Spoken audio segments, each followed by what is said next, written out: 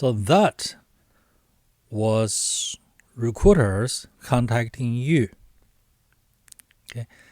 The other side of this is you might find yourself in need to contact recruiters. Perhaps you just lost your job. Perhaps you fear you might be losing your job. Perhaps you're in the process of losing your job. Perhaps the company has already announced they're going to let 10% of the people go. Perhaps the company has just been named in the media of just suffered 1 year of losing profit. Perhaps the company is rumored to shut down the operation in this country and move your part of the operation to a different country or a different state, or just within the same country across a different state. Or your department is being shut down, or your division is being shut down, or your division is being moved, relocated, so on and so forth. Okay, you find yourself in need of looking for a position, or maybe you just finished the project and it's fantastic, or you've been here for 3 years, 5 years, and you really think it's time for you to play some bigger games with some bigger boys to do something bigger. And for whatever reason, okay, you have decided to find yourself a brand new job. Okay, you might want to do this within your own local area. You might want to do this within your country. Maybe you're willing to relocate. Maybe you want to do something that's remote. Maybe you want to do something, look for something internationally, or whatever the situation. Okay, you can contact the companies directly. You can contact wanted ads, okay, placed either by hiring companies or placed by recruiting agencies, or you can just send your resume to all the recruiters you can find. All right. Now, looking at companies' websites, okay, and find their positions vacant, and then apply to it directly with their own HR department. Okay, this can be extremely inefficient. Okay, I'm not saying that you will never find a job this way, but I'm just saying this can be extremely inefficient. Okay, those vacancies are up there on their company's website, okay, for a long list of reasons. Okay, and there's a long list of reasons of why that vacancy's been there for a year. Or there's a long list of reasons of why that ad that just been on their own company's website for a year. Okay? I'm not saying that this happens everywhere, all right?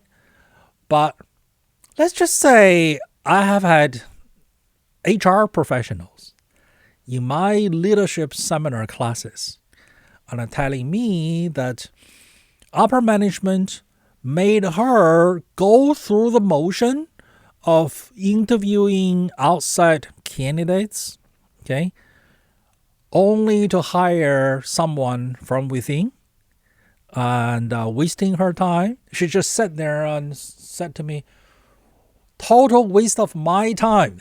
Well, she did get paid for those time, okay, but imagine she did all that work and the company hired someone from inside.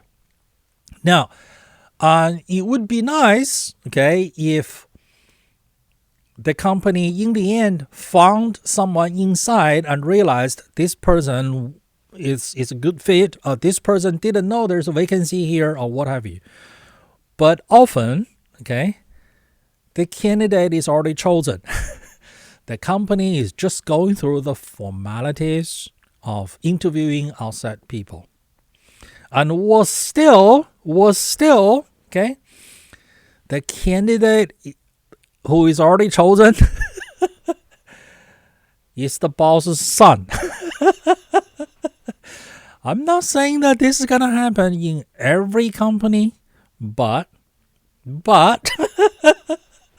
okay, this is why it just a lot of the positions vacant on some company's website, abccompany.com, those are phantom vacancies. All right, you're wasting your time, okay, targeting that so-called vacancy.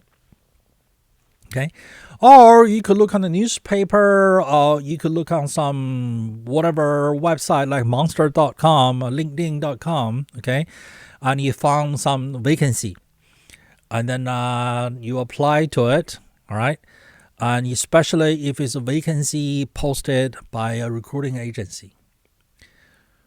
Those can also, I'm not saying every time, every one of them, okay, those can also be not the best use of your time.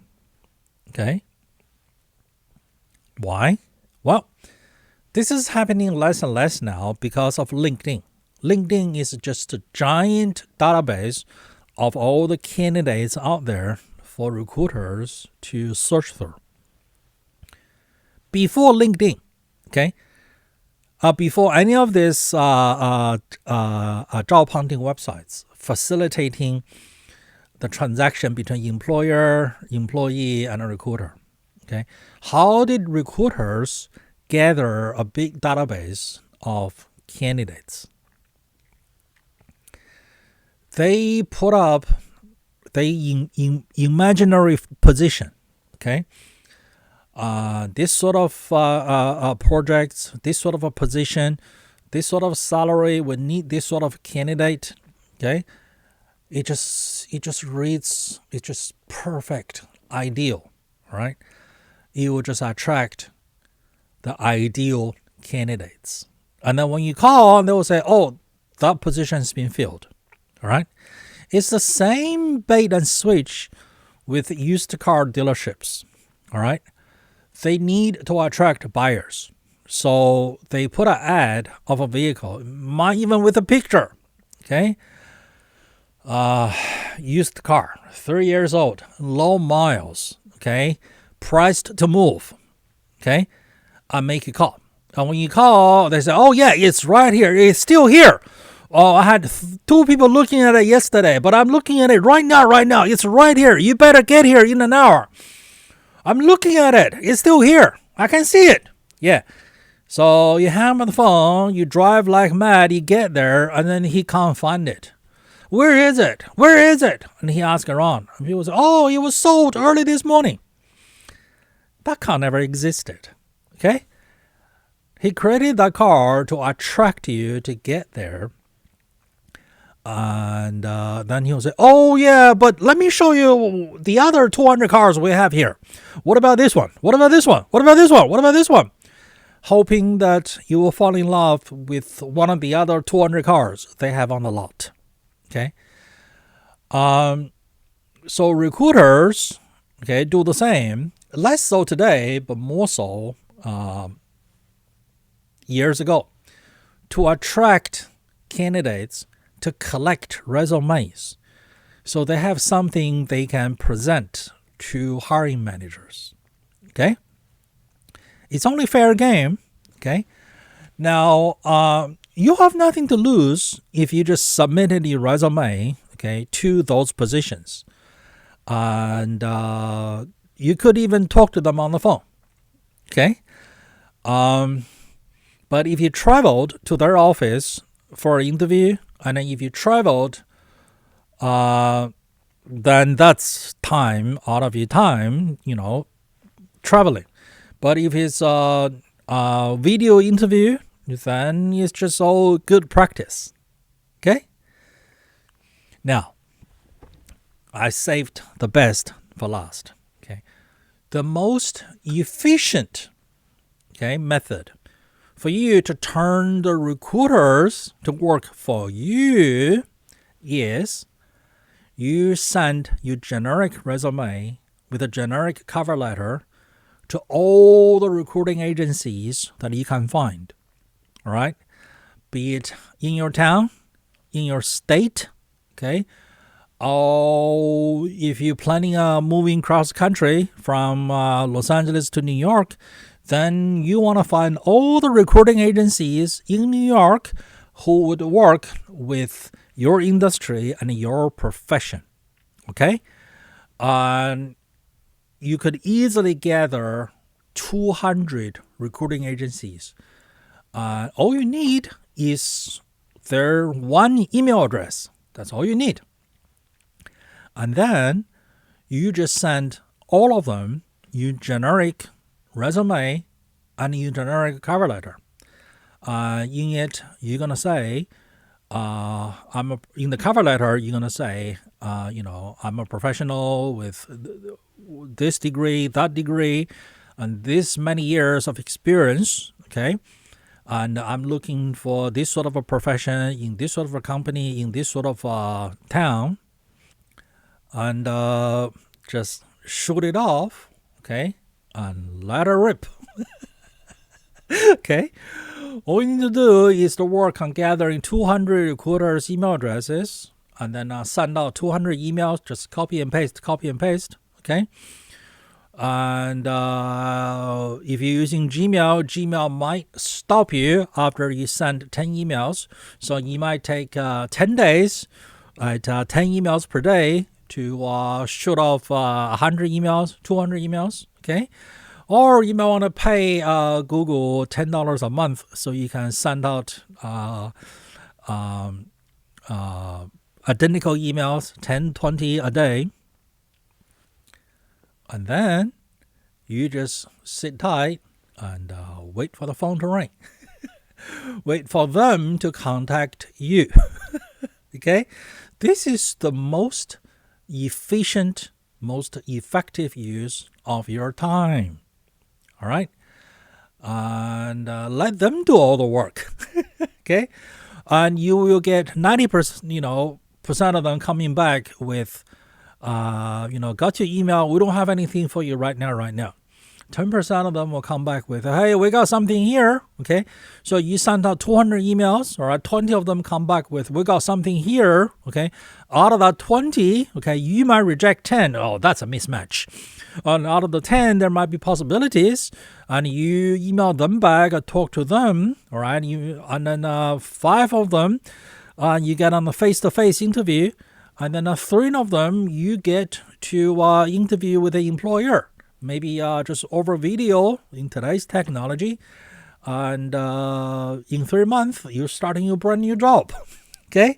So that's the most efficient way to utilize your time and utilize recruiters to have them work for you instead of you chasing down each and every individual.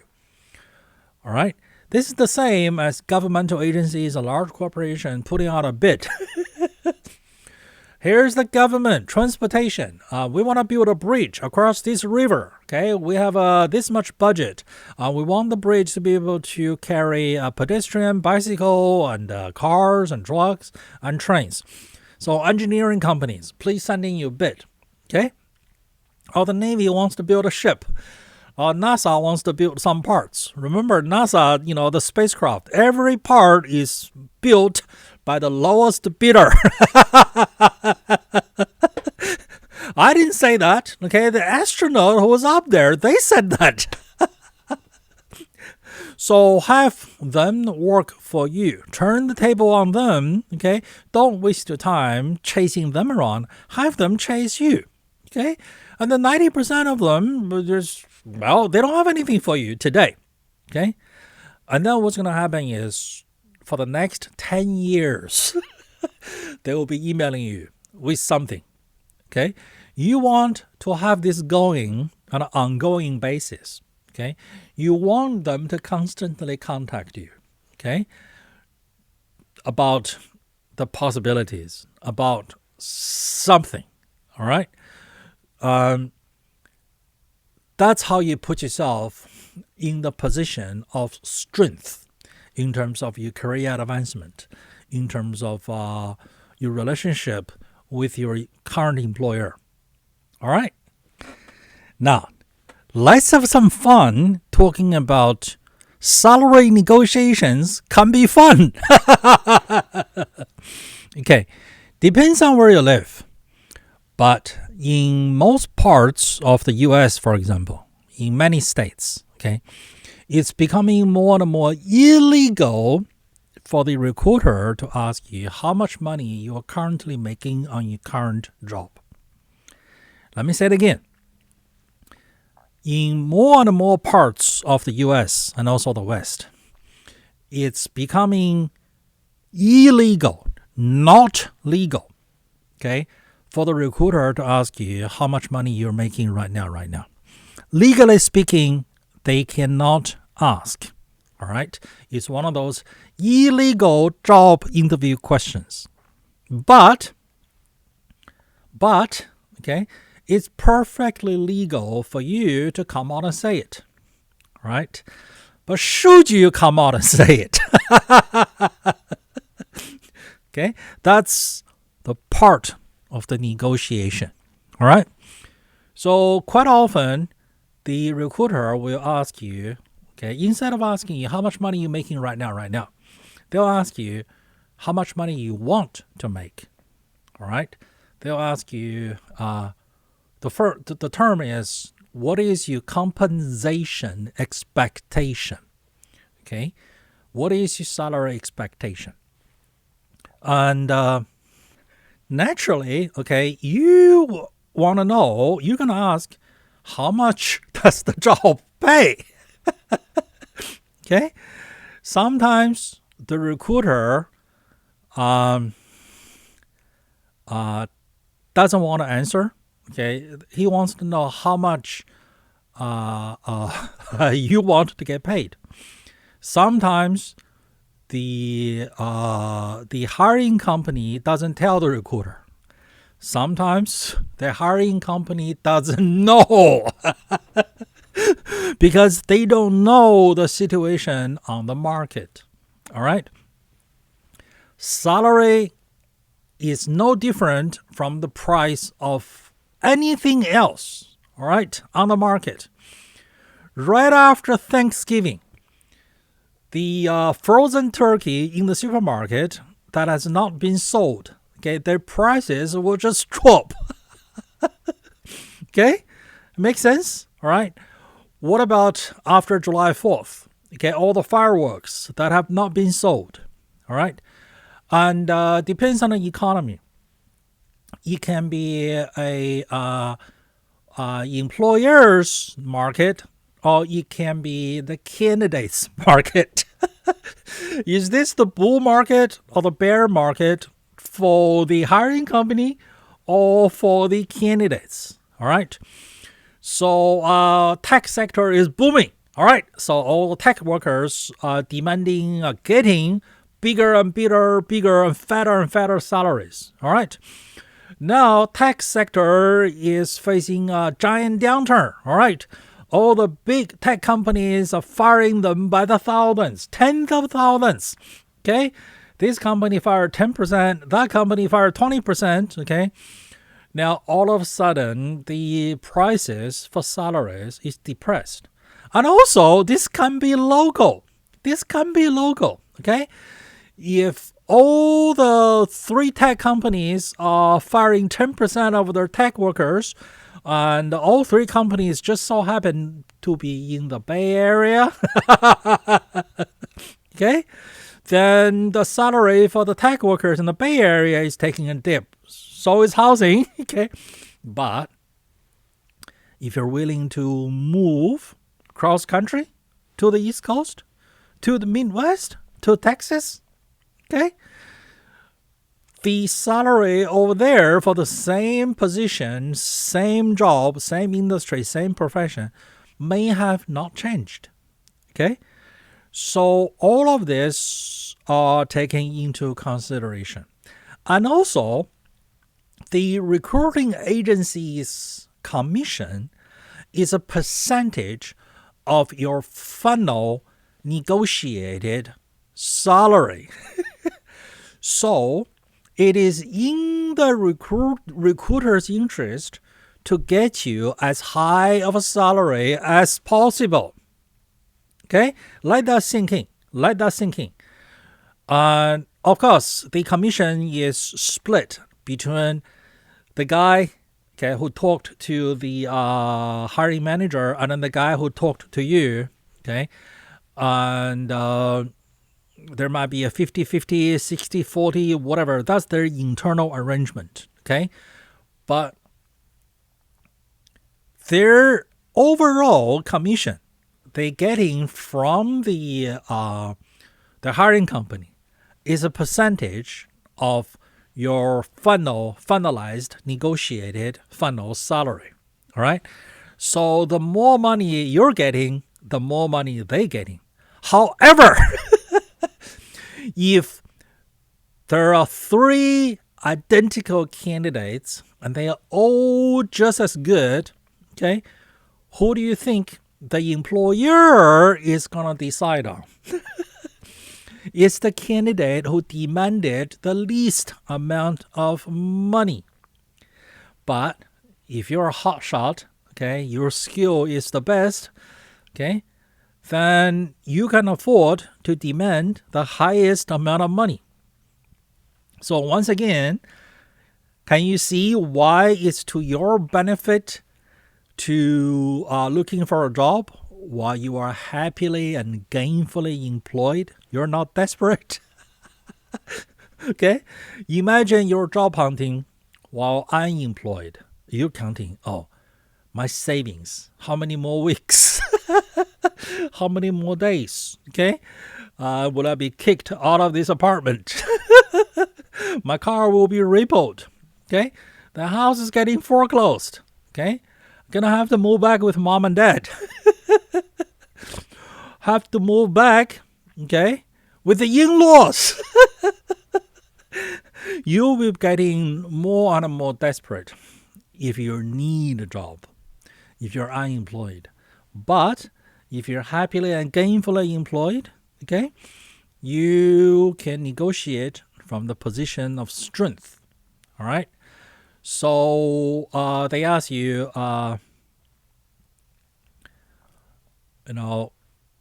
what's your salary expectations? All right. If you're gainfully employed, okay, and the recruiters are contacting you left and right and center, you can afford to play. because here are the rules. You should always ask for more money. Number 1. Number 2, you can always come down from your original asking price. Okay. Anyone who ever bought a car, anyone who ever bought a house, okay, the seller can always lower the price. Okay. The buyer can always make not a lowball offer, but lower ball offer. Okay. There's no shame in coming down. Okay. And you can use this as a gauge. All right. So I got 3 recruiters calling me. So I got, each one of them presented me with 2 positions. So I have 6 positions. I throw out 6 different numbers and see which one sticks. Okay? And if none of these 6 works out, it doesn't matter. I am gainfully employed. Next month, 3 more recruiters will call me. So you're negotiating from the position of strength. All right? By asking a higher number, okay, you're testing the market. You can always calm down. There's no shame. No one's going to be laughing at you, okay? Even with the final hiring company, the final hiring manager who you will be working with for the next 5-10 years, he will not be laughing at you for asked for a higher price and agreed to a lower offer. And then you negotiated back and forth with them, okay? There's no shame, all right? Feel comfortable, feel congruent, all right? Negotiating, starting with a higher number and be willing to calm down. But if you're currently unemployed, okay, your savings are dwindling.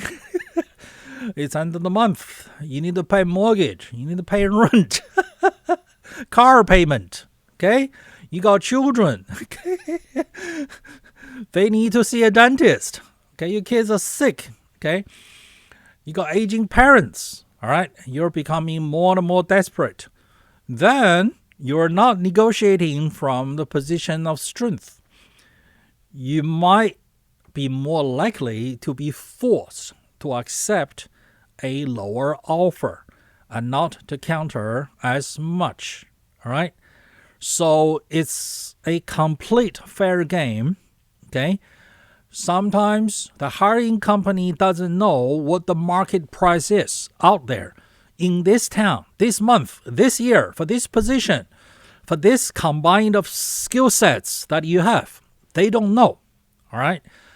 And this is why, at the same company on the same team, there are 10 engineers and they have 10 different salaries. Each one of them is individually negotiated based on the price that the buyer and the seller can agree upon at the time, based on their individual situation and based on the information they have, based on how quick they needed to make a decision, based on how quickly, how desperately the candidate needed a job or the manager needed an engineer to fill the position. So, have no shame negotiating, okay? The hiring manager, the hiring company may not know the salary, okay? Or their published salary price, okay, might be too low for the market. So they need to endure some pain. They need to suffer of having that position not filled for longer than they would like. 6 months rather than 3 months. Okay? The work is not being done. The project is not being carried out. They're missing out business opportunities out there because they don't have the qualified, skilled employees to do the job. And they might have to raise their price. Okay? It's just like buying a house, selling a house. Okay? If you put your house on the market and it's sold next day, you asked too low.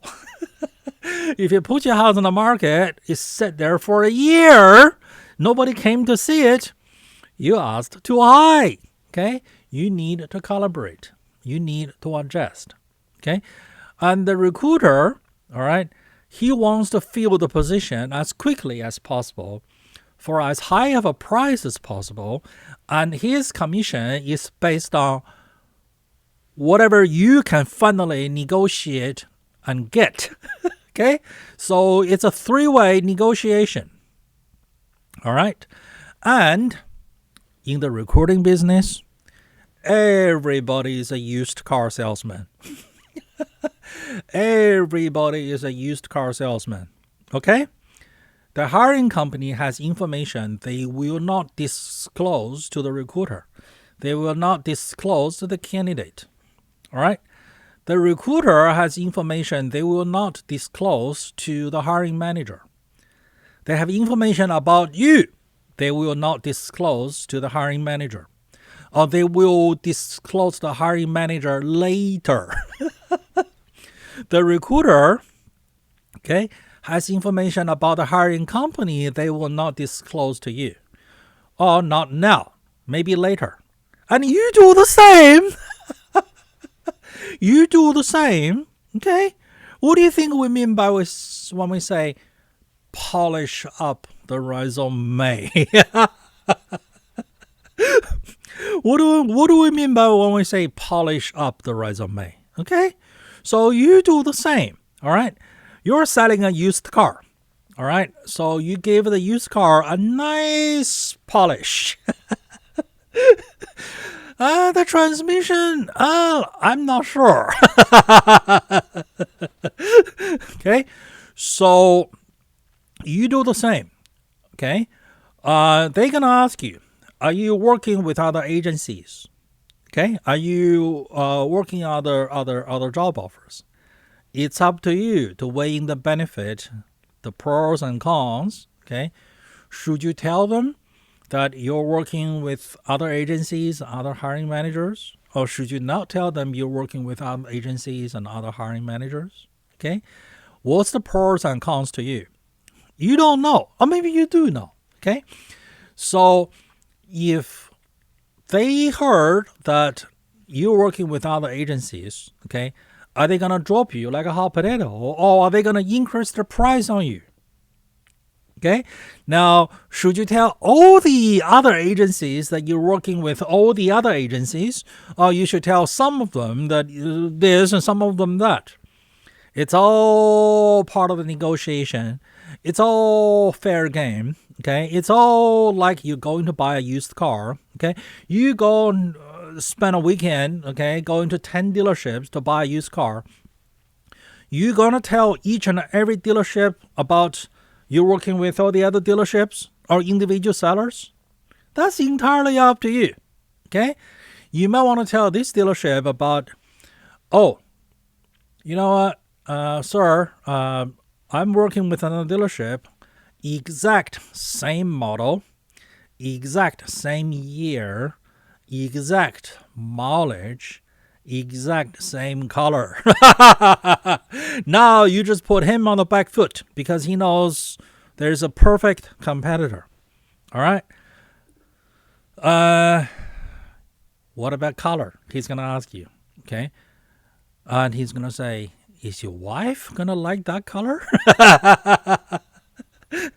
Okay, if your wife says, I like this color but not the other color, okay, you just lost all your power to negotiate because now he knows your wife wants this color, your wife is rejecting that color.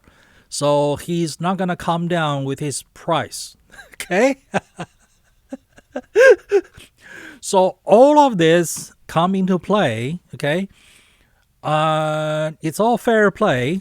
Nothing is wrong with it. It's just fact of life.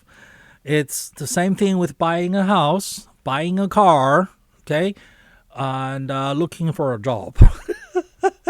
Welcome to the real world, okay? A word on interview, okay? 3 words. Practice, practice, practice, okay? You heard the joke. As a musician, how do you get to Carnegie Hall? Practice, practice, and practice. Okay? When we say practice, we mean it at 2 different levels. All right? One level is you practice at home by yourself or with a interview practice partner. At a second level is you got to practice in reality, in real life, okay, with real interviews, all right? We all know for a fact employers would interview more than one candidate. I interview each candidate more than once, okay? And employers need the practice. And they might as well just be practicing on you. You never know.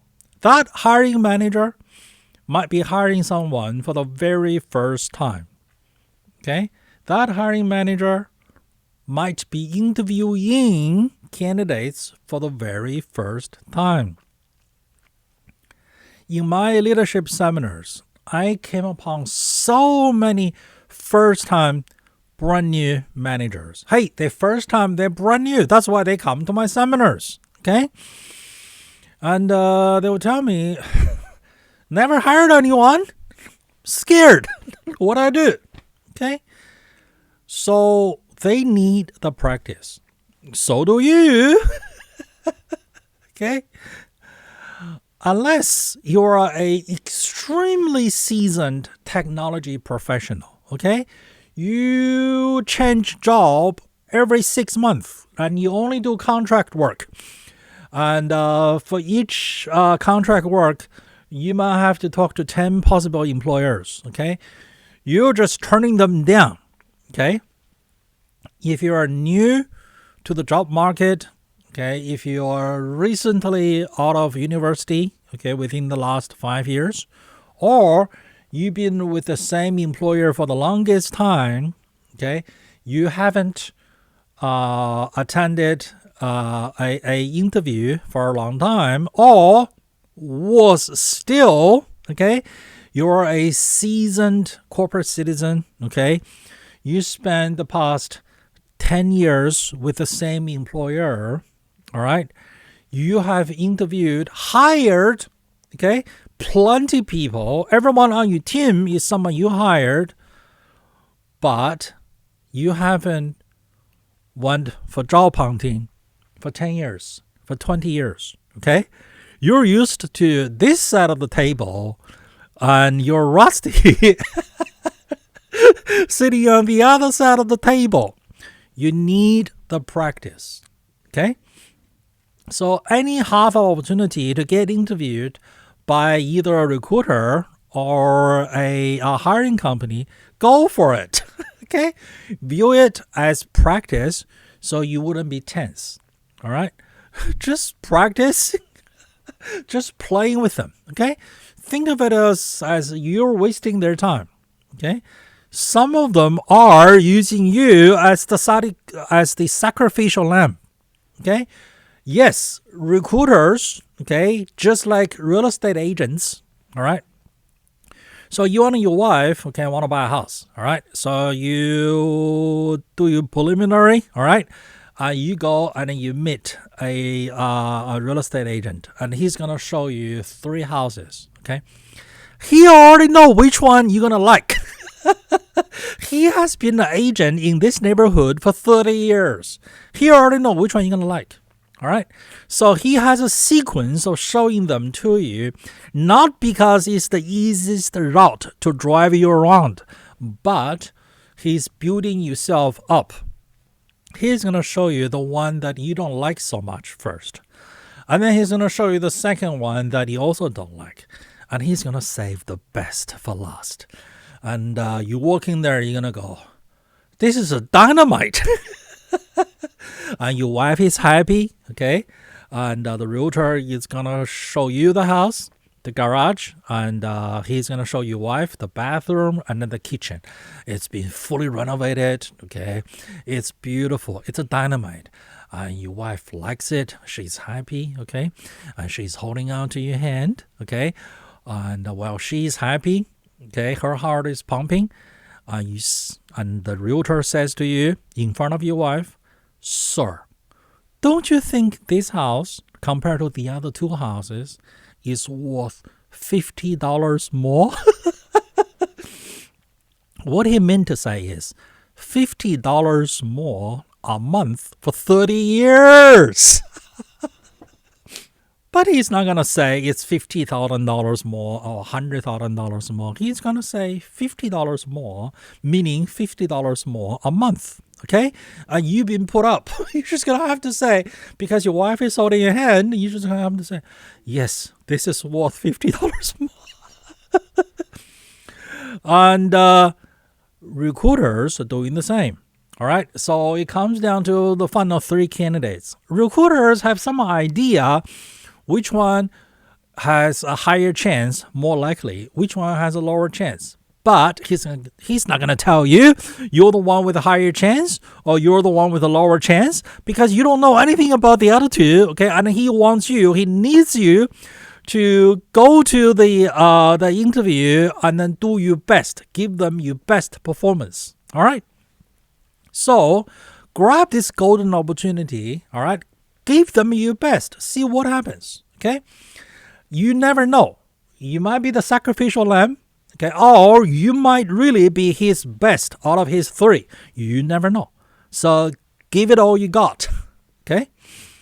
And that's what I mean by practice in real life. You need the practice in real life so you become seasoned, all right? So you walk in there, or you do it over a video. You won't be scared, all right? You won't be nervous. You won't be nervous anymore, all right? If you are nervous, just be nervous. Who cares? What's the worst that can happen? You don't get this job. And this is one more reason why the best time to look for a job is when you are gainfully employed, happily employed.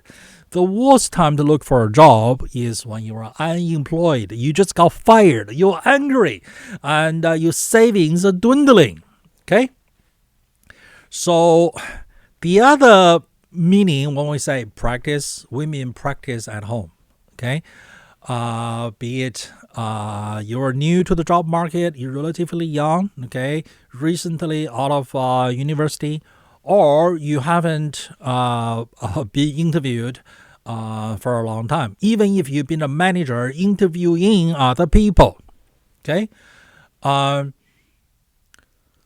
the way, one tip, okay. Especially if you're a seasoned manager, you've been interviewing other people once a month for the past 10, 20 years, and you haven't been interviewed yourself for 20 years, all right? Shut up. You have a tendency of being the boss. I'm bossing people around, okay? But now the table is turned, all right? So you want to listen to what they say. You want to listen to what they want. You let them talk. Bosses love to talk. It's their job to talk. Okay? If you don't love to talk, you don't get promoted to become a boss. So as a boss, you love to talk. Okay? You like to command the attention of others. So allow the person interviewing you that enjoyment. Let them talk. Let them hear themselves talk. And while you're sitting there listening, okay, takes effort. Okay? Takes practice. Learn about that person. All right? Learn about them. What's being said? What's not being said? What's the message? Why is he saying it this way? All right? Watch them. Just like how you watch candidates who come to you. Now, the other end of the spectrum, okay, you're new, all right? You're new to the job market. You're relatively young, okay? You need to practice, all right? So you can practice in front of a mirror. You can practice today with technology, okay, videoing yourself, either using the cell phone or using your computer, okay? Or you can practice with a real human being, okay? If you're really, really in need of practice, you might have to write down, okay, both sides. Imagine some questions. If you're hiring this position, what questions would you ask? Or if you already attended 3 interviews, this round of your own job hunting, what were the questions that was asked? Okay? Try to come up with 3 different versions of answers and evaluate them. Write them down. Okay? You can practice in front of a mirror. Okay? Or, thanks to technology, you can video yourself, either using your cell phone or use your computer and watch the playback. Or you can get yourself a practice partner, a partner that you go to gym with, a gym buddy. Okay? Your family members may not be ideal practice partner, especially if they are not in the same industry, in the same profession. The best practicing partner is someone who is in the same industry, same profession, same level of career progression, okay, who is not your current colleague. Because your current colleague is going to have conflict of interest with you. All right? The best practice partner is someone who you worked with in the past. And then either you left, or they left, or you both left that company, but you stayed friends, like best buddies. Okay? You know each other. You fought in the trenches together. Okay? And now there's no conflict of interest. You're not working for the same company anymore. And you really know each other, and you're both in the same profession, in the same line of work, and you really know the intricacies. And they make the best practicing partner. And thanks to technology, they don't need to be in the same town anymore. They can be across country or halfway around the world. And thanks to technology, you can give them a video, and then you can practice and have him interview you, and then give you some feedback, and then have you interview him, and then give him some feedback. All right. Now, a word on how to provide feedback and how to handle feedback. Okay. Feedback may hurt your feelings. It may damage your ego. Okay. That's the idea. Okay. It's criticism. It's where you went wrong. So expect that. All right. Demand that. Wait for it. Okay. And take it. Just take it. Okay. And no need to justify. Oh, I did that because I have to. No. You're wasting everyone's time. All right.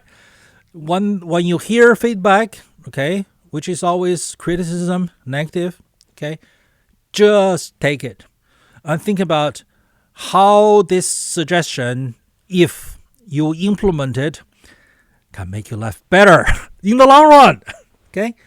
Now, the way you give feedback, all right, is just start with positive, with affirmation. All right. The aspects that you liked, something that they did right.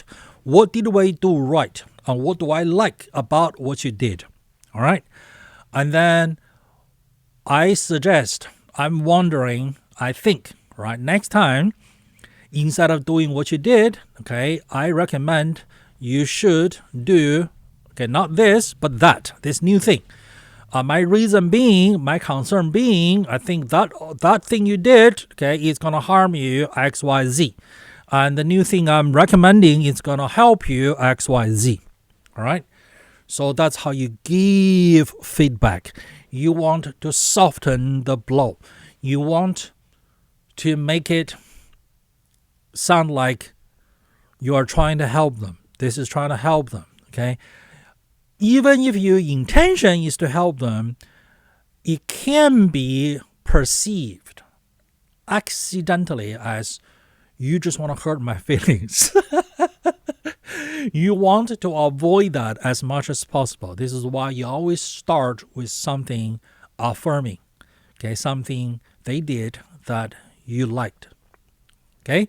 That's how you give feedback, and that's how you practice at home, okay, with a mirror, with a computer, with a cell phone, videoing yourself, or with a real life human who is in the same profession, okay, someone you worked with, but someone you are not working with currently.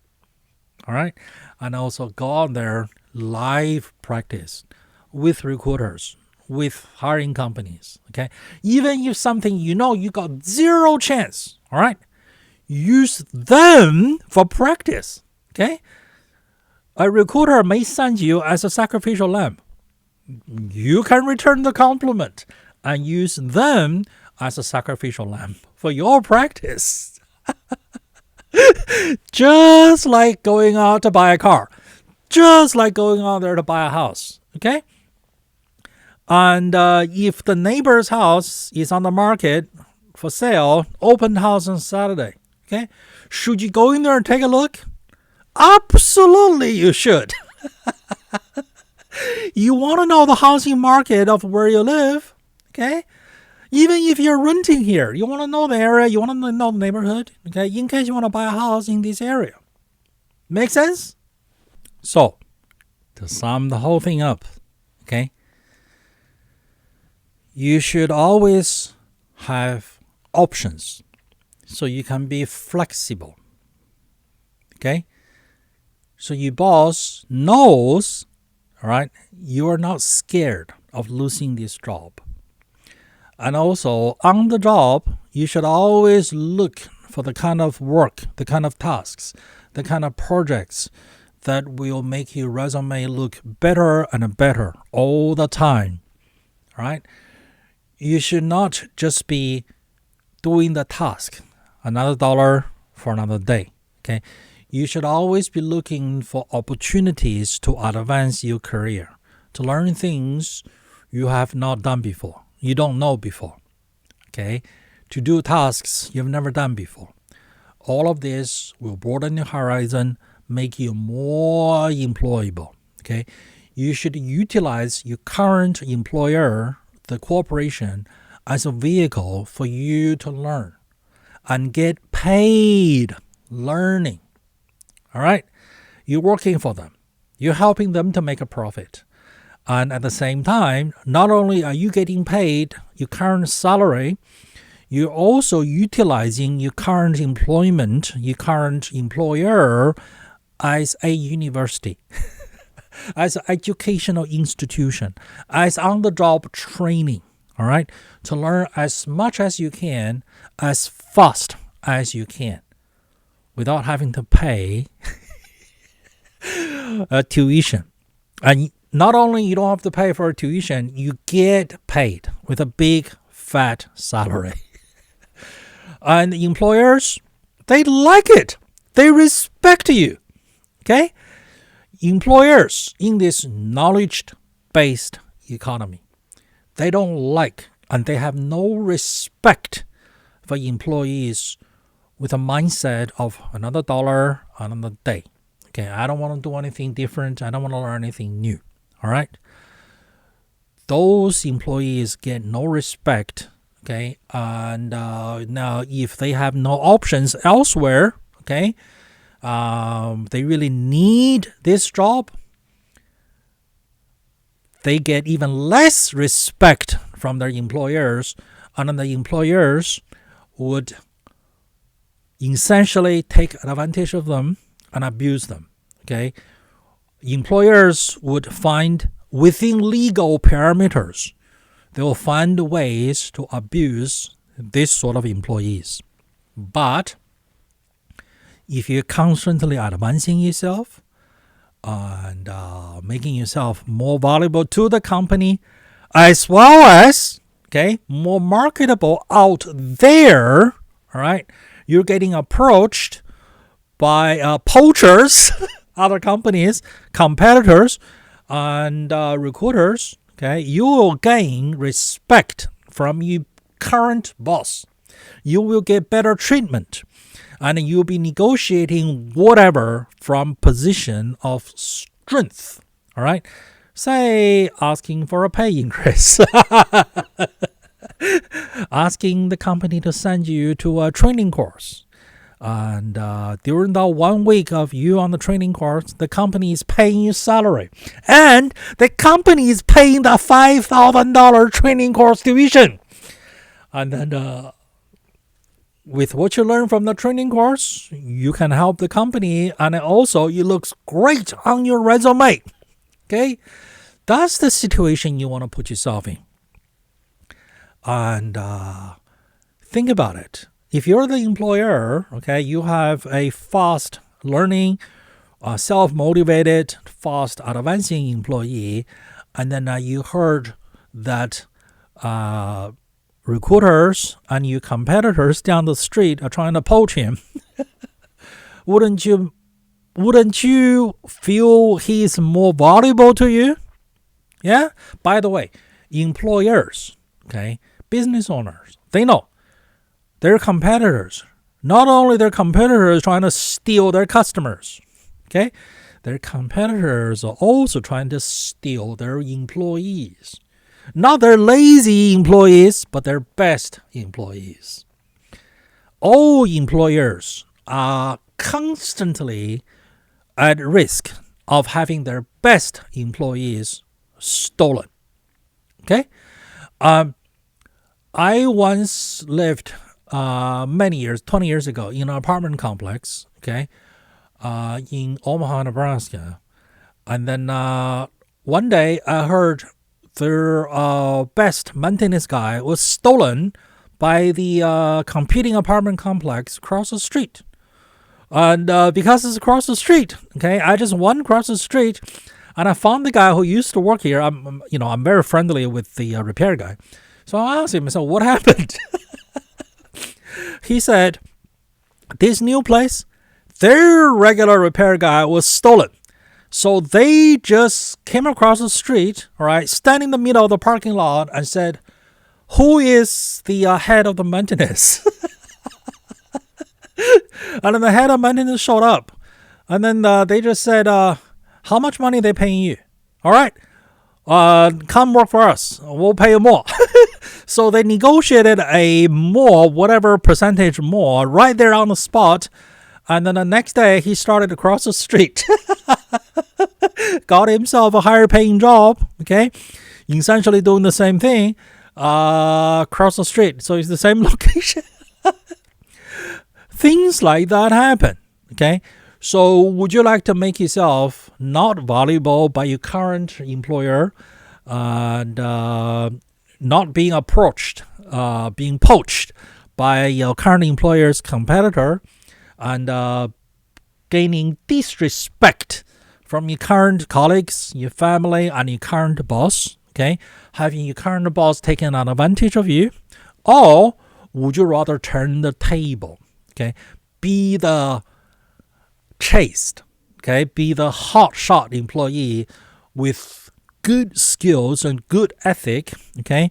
Your current employer love you, and other employers want to come poach you.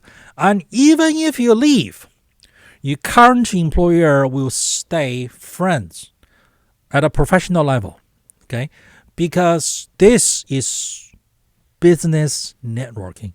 People you used to work with, okay? If you're a manager and you have one of your best employees and then he left for somewhere else, better opportunity, don't you think you should keep him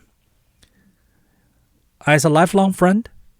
Because there's business connections to be had. He's going places, okay? He will bring you knowledge, information, okay? Maybe 5 years down the road, where he is at, okay, there is an opening opportunity. He's going to let you know about it. And you just got yourself a better paying job, okay, a career advancement from an employee that you had 5 years ago. When you are unemployed, it's harder for you to find a job. This is why, okay, you should always be open to possibilities, okay? And when you work, you should always have your career advancement on your mind. And you should always have recruiters and other employers approaching you. This is how CEOs get their next job, okay? So with this positive mindset, okay, your career advancement is going to be a positive self-feeding circle as opposed to a negative self-feeding circle, okay? A vicious self-feeding, and you're going down through the floor into the basement. But when it's positive self-feeding, you're going up and up, higher and higher all the time, okay? So utilize recruiters, put them to your advantage, and I wish you the best with your career advancement and your family life.